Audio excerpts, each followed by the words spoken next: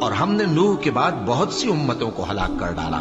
اور تمہارا پروردگار اپنے بندوں کے گناہوں کو جاننے اور دیکھنے والا کافی ہے۔ جو شخص دنیا کی آسودگی کا خواہش مند ہو تو ہم اس میں سے جسے چاہتے ہیں اور جتنا چاہتے ہیں جلد دے دیتے ہیں،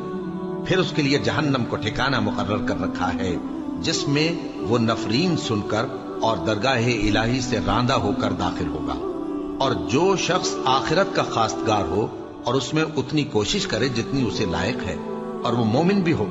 تو ایسے ہی لوگوں کی کوشش ٹھکانے لگتی ہے۔ ہم ان کو اور ان کو سب کو تمہارے پروردگار کی بخشش سے مدد دیتی ہیں، اور تمہارے پروردگار کی بخشش کسی سے رکی ہوئی نہیں۔ دیکھو ہم نے کس طرح بعض کو بعض پر فضیلت بخشی ہے، اور آخرت درجوں میں دنیا سے بہت برتر اور برتری میں کہیں بڑھ کر ہے، اور اللہ کے ساتھ کوئی اور معبود نہ بنانا کہ ملامتیں سن کر اور بے کس ہو کر بیٹھے رہ جاؤ گے۔ اور تمہارے پروردگار نے ارشاد فرمایا ہے کہ اس کے سوا کسی کی عبادت نہ کرو، اور ماں باپ کے ساتھ بھلائی کرتے رہو۔ اگر ان میں سے ایک یا دونوں تمہارے سامنے بڑھاپے کو پہنچ جائیں تو ان کو اف تک نہ کہنا، اور نہ انہیں جھڑکنا،